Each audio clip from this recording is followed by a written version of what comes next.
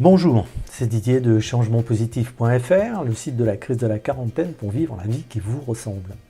Alors je reconnais que le titre est un peu borderline, un peu limite, mais il a le mérite de dire clairement ce qui arrive quand on ne va pas très bien, quand on est usé, que la crise de la quarantaine frappe à la porte et que l'on manque de l'énergie nécessaire pour agir. Dans ces cas-là, on a tendance à en faire le moins possible, comme si c'était une solution. Je ne vous encourage toutefois pas à occuper le temps et l'espace dans une hyperactivité qui n'aura aucun bon résultat, bien entendu, car ce n'est pas mieux. Même si cela ressemble à la vie, c'est plutôt de la compensation du mal-être qu'une démarche libératrice. Donc, est-ce que, quand cela ne va pas fort, vous établissez vos quartiers de soirée, de week-end ou de journée, pour ceux qui sont plus disponibles, au fond de votre canapé avec un oreiller bien calé et un plaid doux et confortable sur vous? Alors oui, c'est permis, mais pas longtemps, pas des heures, pas des journées entières, parce que ce n'est que très rarement bénéfique. J'avais écrit un article sur ma propre expérience, dont je vous mets le lien, lors d'une chirurgie du pied, il y a peu, suite à laquelle je me suis un peu laissé aller à ne rien vivre au fond de mon canapé. Bon, un coup de fatigue, cela arrive à tout le monde, mais c'est à surveiller, car cela peut durer et vous amener à la pire des procrastinations, c'est-à-dire l'abandon de toute envie.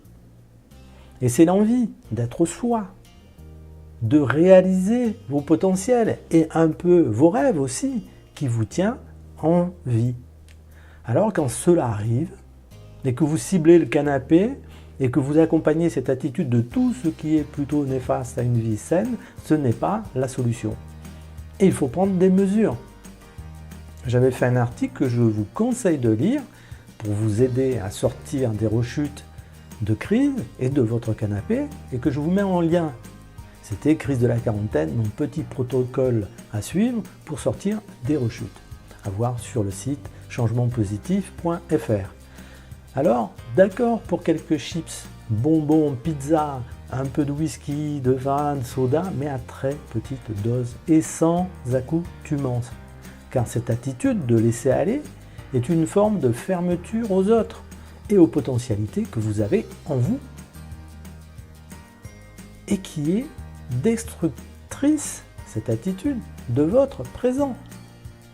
Bien souvent, vous l'associez à une rumination du passé, à une focalisation sur les problèmes réels ou imaginaires et à une scénarisation du futur délirante. Un peu comme Amélie Poulain déprimée devant la télé et s'imaginant faire partie de cet écran dans une histoire tragique inventée.